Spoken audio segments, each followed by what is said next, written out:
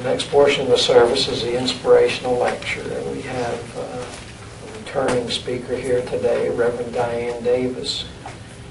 She was teaching at the camp when I first came there 4 or 5 years ago. Not going to give away her age or mine. But she's been a very formative figure within the camp. She always has a sense of integrity and honesty about what she does. And that's what I've always respected about her. She has done her best to walk that walk despite other things that have gone on. She has been a teacher there, a certified medium and healer. She's spoken on a number of subjects. One that I found was kind of interesting was chaos versus organization of spirit. I thought that was a very interesting perspective to give out. And I'm certain that she will give us a new perspective on something today. Please welcome Reverend Diane Davis.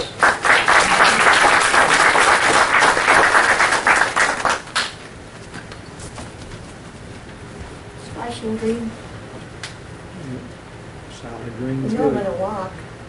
It's a wide range. I could give you a wide range then. I want to talk today about cowbirds. This is supposed to be brilliant. Okay, well,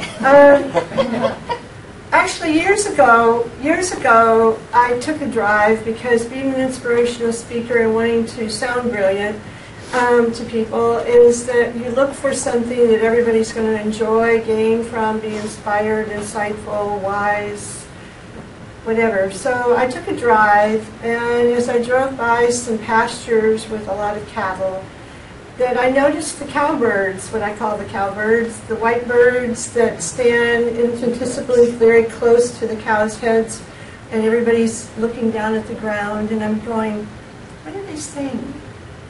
Are they communicating in animal whatever, you know? Because we try to interpret that in the human way, but it doesn't always work that way. And so this morning, on my drive over, I thought of the cowbirds.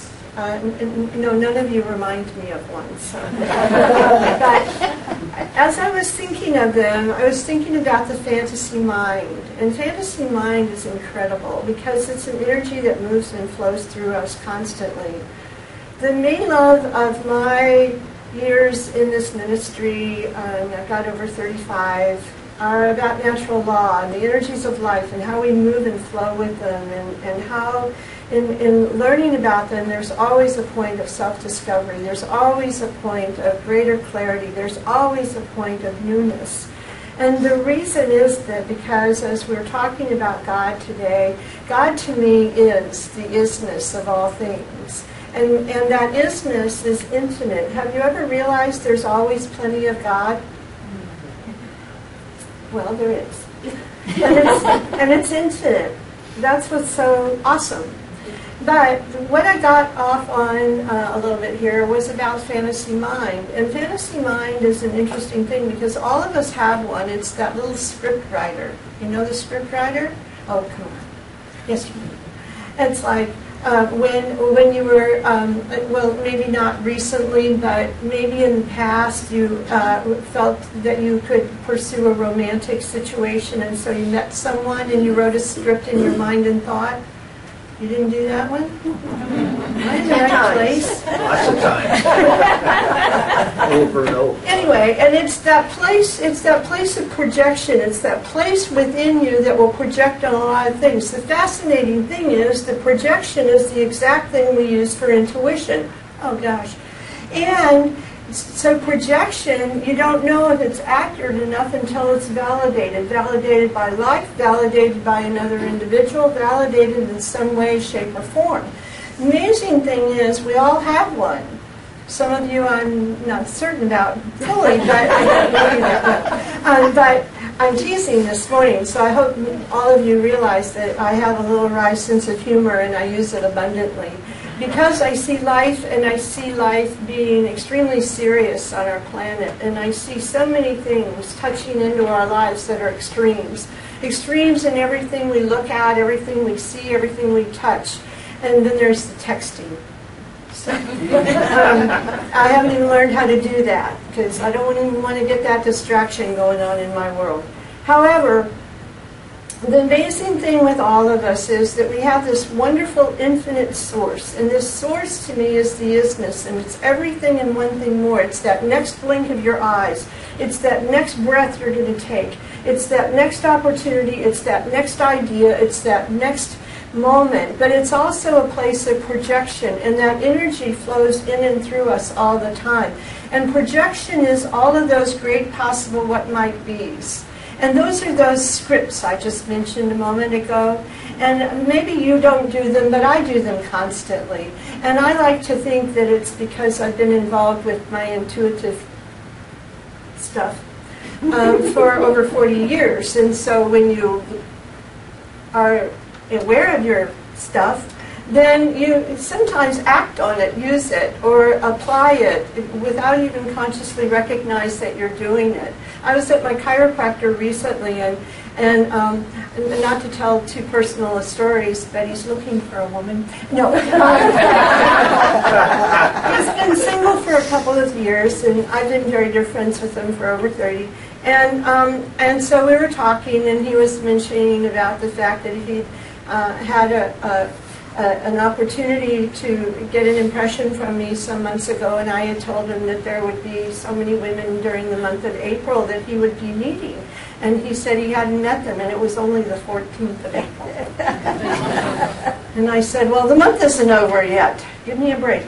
And I said, and there's one local. And then he went, shh, because he'd been somebody local. And I went, oh, okay. But I blurted out, well, there's one local. And I know that a lot of other readers who are much more dignified and perhaps disciplined than I am don't do that. And I don't walk down the street giving readings, so you can't trust me on that one either. But the thing is that sometimes we blurt out things, you know, the blurting out that you do, because all of you have that knowing, all of you have that intuitive capability that led you to new dreams, new goals, new relationships, new opportunities. And that's that wonderful fantasy mind. Fantasy mind will create big pictures, and it's that also place. It can be the dreamer. It can be you looking for a new goal, looking for a new insight. And this is the truth. As I get older, and I'm only 29, is that, you know, it's like you look ahead in your life, and there's not as much ahead as there is behind, perhaps. And sometimes that can be a little depressing. Sometimes that can be a little bit of a downward movement because you can't see all the things you would like to accomplish. But see, I have Post-it notes all over my bathroom. You have to come over and visit my bathroom. Because I do, because I have classes in my home, and people will come out from using the restroom. And they will say, oh, I love the one on the mirror, or I love the whatever. And I'll say, isn't that great? And I'm reminded daily about so many of these things. But there's a lot of inspiration that we gain in our lives. And then there's an awful lot of projection that we do about what will or won't work, what will or won't happen. And all of you are looking kind of mystified. So I hope I'm speaking to you and not just at you. Or with you. I'm with you. Honest, I am today. Because those cowbirds, they're still talking to those cows. And the interesting thing is, like, driving in today, and I know none of you do this either, but I got behind every slow vehicle I could that didn't know how to find the gas pedal. You know those? That you don't project anything at and never say a word, and certainly no hand gestures. Am I in the right place? Is that so how dare that woman ahead of me in that little black car slow down and only go 30 in a 45-mile zone as I'm trying to get over here because I've just driven through construction going through the whole thing all over again. Okay, so how dare her drive into her church? And so, or here's the one, because a lot of people, have the phone to their ear while they're driving. Oh, that's just annoying. I'm going to pay this woman over here. She is smiling the whole time. But the thing is, the thing is that when you're projecting about things, we do that. But sometimes we do that, and it causes greater stress in our life because you don't see it with joy. So one thing I want to encourage you is when you're projecting and projecting and projecting, and I know none of you are going to do that for the rest of the day, is that I want you to do it with a point of entertainment, not tragedy, a point of entertainment to see the world as awesome and entertaining, rather than feeling the stresses of that person in front of you with a cell phone and they're texting and they're drinking a soda while they're smoking a cigarette and they're on the phone and they're driving this how many ton vehicle and you're wondering, my goodness, how do they do that? We have learned to be incredibly creative, haven't we? I mean, really, years ago when I drove to Gainesville to teach classes once a week, I could eat, you ready? I could eat a quarter pounder with cheese, have the fries and the drink on the console. We didn't have cell phones at the time. This is before some of you were born. And I could listen to the radio, sing the songs, and I could still handle the car with this finger. And I was on Highway 40. None of you have ever done that? Thank you. I need support on that one. So what happens with projection for us is that when you are seeking healing, when you are seeking a new relationship, when you are seeking that new job, when you are wanting that new skill or talent, well, there's people that will just say to you, get a new hairdo. And then there's people that will say, trust within. And with all the inspirational words you've already heard from Steve, the beauty of that is it's infinite, because the isness, the infinite, that God presence is infinite. There's an infinite amount of it, not just outside of you.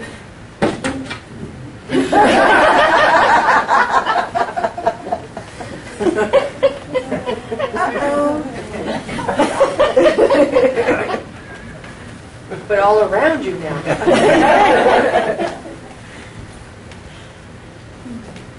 Oh.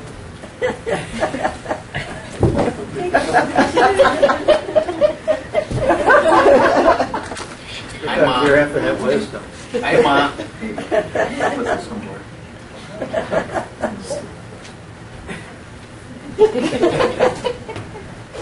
I was trying to be invisible. Did anybody see me? That's okay, I was trying to be dignified. Got lost the minute I walked in the door. I couldn't get up the stairs without Thank you. I looked in the mirror. I had this lump on my face. I have it from time to time. You all can project about it to your blue in the face. You're never going to guess what it is. I'm not going to tell you. Anyway, but going back to projection. Okay. I project that the microphone will be fixed easily later today.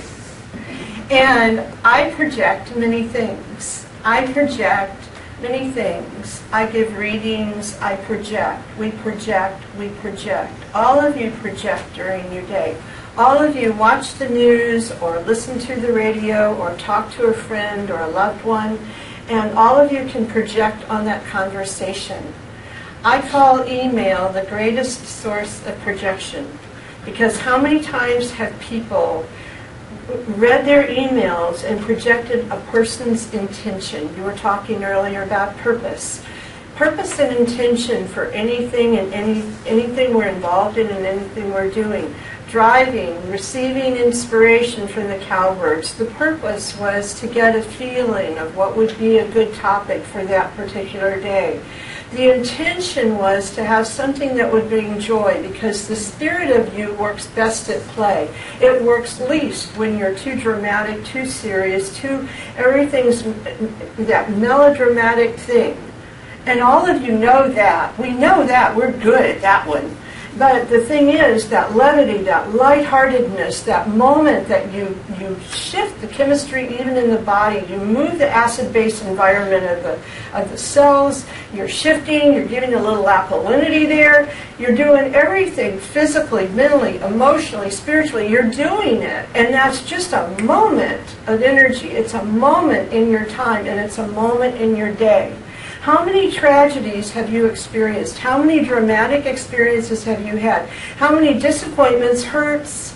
How many angers have you gone through? How many things have registered within you? And you've hung on and hung on and hung on and hung on. Oh, you didn't answer that one.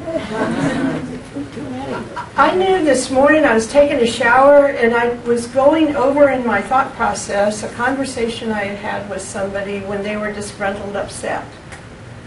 And I was going over it and I was thinking, why am I doing this?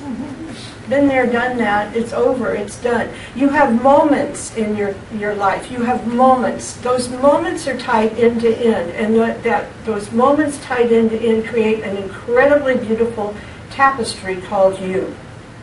That tapestry has been based upon all of those incredible moments. And they're not just the moments where you achieved, and they're not just the moments where you were successful, and they are not just the moments where you were giving and loving and kind. They are also the moments that you were all those other things that you don't want to remember that you did or said. But all of those moments comprise who you are. They are not good or bad. They is what they is. The fascinating part of that is that at every moment in your life, you have opportunity not only to see it a different way, to experience it a different way, but when you're projecting on it, why somebody said what they said, why they did this, why they did that. We do it a huge amount with the politicians in Washington. Don't you just want to take a wet salmon and go like And that we do. We project and we project and we project and we project, but that is the incredible beauty of the mind. The fantasy mind that all of us have, that fantasy mind will allow you for that brief moment to almost escape the tension or escape the drama or escape the big acidity that's going on in your thought processes or your life in some way. And that isn't a bad thing. It's only a difficult thing when you hold to the fantasy mind and can't move out of it.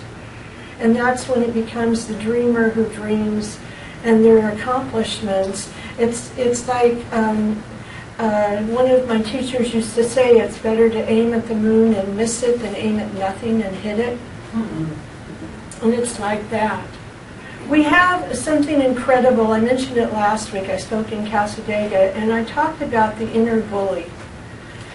Glynis McCant is a numerologist, and she was on Dr. Oz. It was a really interesting program about the numerology and your life. And so I had looked into numerology because, you know, when you get exposed to metaphysics, don't you dabble in a lot of stuff? I did, and I still do. I play. Remember, Spirit of Us works best at play. So I bought her book, and I have a soul number and a personality number and a destiny number and a life number and a money number and a something. And I'm not making fun of this because because there are many people in a lot of different what we call sciences within metaphysics that are very accurate with what they do. I didn't understand a lot of it, but one thing I was just reading through some of the different characteristics of certain things, and one of them talked about the inner bully. And I thought, what a wonderful terminology that is, because that's that place that talks us out of greatness. That's that place within us that's one of those shoulds. You know the shoulds? You had the shoulds, haven't you? Well, you shouldn't do this, you shouldn't do that. Well, a big one was, I shouldn't eat this. And Ram Dass used to say years ago, and listening to him, I used to study in some of his events, I'm tired of being should upon. And the amazing thing about the shoulds is that if we live by them, we don't necessarily have a great deal of joy. And if you're projecting a lot with that fantasy mind on what you should be doing instead of being all that you are, and being open, as Steve was mentioning, and receptive to the universe, because you know what? The universe gets it right. And the universe will keep on keeping on no matter what we think or do. It's quite amazing. So when I mumbled under my breath at the woman turning into her church parking lot this morning on my way to church to speak inspirationally to all of you, I won't tell you what I mumbled. You can project all you want. However, one thing I would want to tell you is this. When you are sitting and exploring meditations, when you are allowing you to discover new ideas, when you are brainstorming with a friend, a committee, a group, on the job, it doesn't matter, about new ideas, new thoughts, or different ways to do things. The amazing thing about life is there truly is no black and white. There are, I'm going to get in such trouble, shades of gray. And the really neat thing with that is you can see the cowbirds and you can watch them a little bit and you can be incredibly amazed by nature. Nature is incredible because it's always moving, and the greens in nature all go together. And yet if you had them in your wardrobes, we would send you home to try again. But you have this infinitesimal part of you that is open and exposed to all life, and it's available to you. You don't have to earn it. You don't have to be deserving. It is your divine right. It is your divine gift of life that you're on the planet at this time. There is no mistake. There is no mistake that you're here. And there's nothing in this life that you should do. There's everything that you get to do. You were mentioning the have to, and you don't have to do anything, you get to do it. Sometimes when I have to mop the floor, I recognize that I don't have to mop the floor. I live alone. I can tread on it as long as I want. However, I get to wash the floor because there are times that I like it when it's squeaky clean. Or else it just squeaks because there's too much soap on it. But what I'm saying to you is you don't have to pursue life with any sense of drama, tragedy, or disappointment. You get to explore life because life is a mystery to be explored, not a problem to be solved. So often, a lot of people come to metaphysical churches because of the fact that there's something deep within. I didn't move around. Anyway, there's something deep within that's seeking, that's searching, that's wanting. And those of you who came for lunch, just don't say a word yet. I've got something. And that is that the part of you that is seeking, searching, wanting more. You're wanting reassurance of life after death. You're wanting to understand that the soul goes on forever, and it does. And the amazing part of it is that infinite source of information, guidance, love, encouragement is at your beck and call within you constantly and exteriorly out here all the time too. It's in this thing called space. It's in the air you breathe. It's in you. It's in me because it is. It is. It is. And there's an infinite amount of it, and there's never a disappointment in your life because it's diminished. The only time you don't feel like life's moving, the only time you might feel bored, the only time you're uncertain, the only time maybe that inner bully's picking on you, well, you go in, you look in the mirror. You can use my bathroom if you want, that's got those things. Anyway, and you look in the mirror and you say, "Hi, cutie." and you recognize you're not a mistake walking, and just because life has had challenges, just because you may have gone through some disappointments, just because it didn't work out for you in some way, shape, or form. I personally haven't won the lottery yet. I'm working on that one. And you know, the neat thing is about it is you have that available at every breath, every blink, every moment. Every moment. When it says in the Bible about change happening in the blink of an eye, it does. And change happens to you and me, and change happens because we allow it in and we embrace newness. There is no black and white.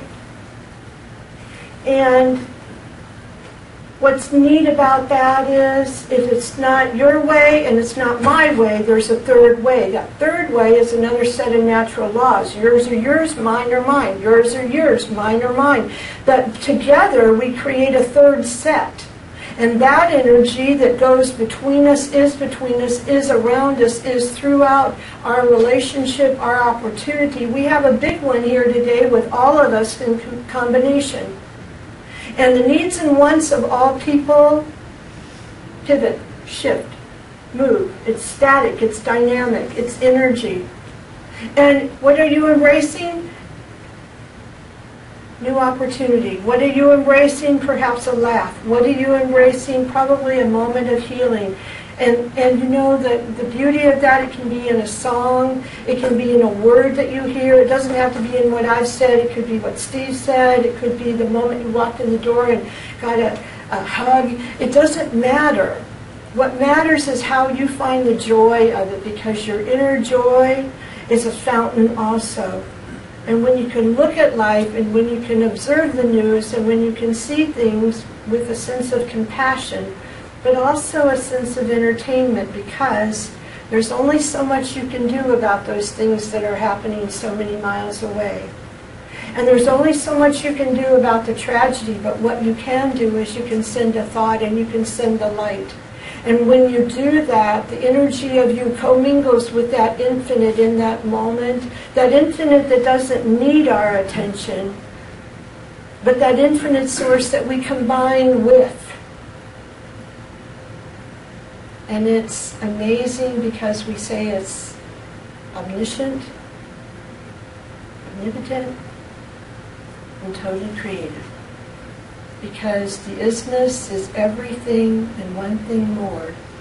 And there's a whole lot of newness that hasn't been created yet and will be because of you. And it's to remember that. No right or wrong, good or bad. Just moments tied end to end. Cowbirds, they're out there. You're not going to be able to see one again without remembering this morning. Not because of me, but because of your laughter. Because in a moment you embraced, in a moment you had a thought, and in a moment you can project on anything, no matter how difficult it is. And you can recognize to see it from one other little angle, one other little way, one little shift of attitude, one little change of heart, one little shift of mind. And when we do that, abundant doorways begin to open and wonderful people and experiences enter our lives. You're in mine. Thank you.